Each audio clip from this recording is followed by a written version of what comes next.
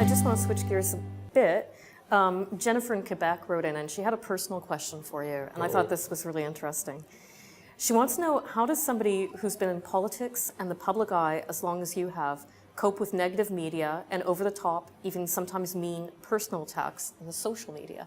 Ignore them. You're able to do that? Yeah, you have to. I mean, you don't spend your time, I don't spend my time reading them. I mean, I'm aware of them. I mean, I know there's nasty stuff out there, and I know people say all kinds of things on the internet and elsewhere. And social media, people are, feel free to kind of say whatever they want. They dump all over people.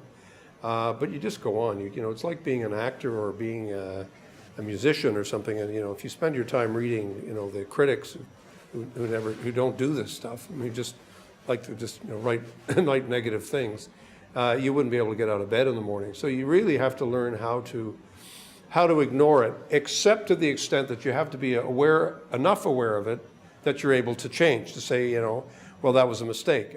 I made a mistake, or that was, I shouldn't have said that because it obviously got a huge reaction, and therefore I have to apologize for what I've said.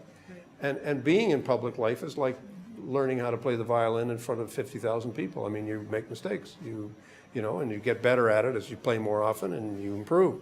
But you can't let others define who you are. And I think the thing that I've always admired most, the thing I admire most in people generally, but I particularly admire it in people in public life, is this capacity to say, I'm not going to let those people define my life. I will define my own life, and I will do what I think is right. And I will present myself in a certain way. But it's not just a lesson for politicians, because I think that there are a lot of people who feel quite crippled by, quite hurt, quite personally very hurt by comments and things that people say.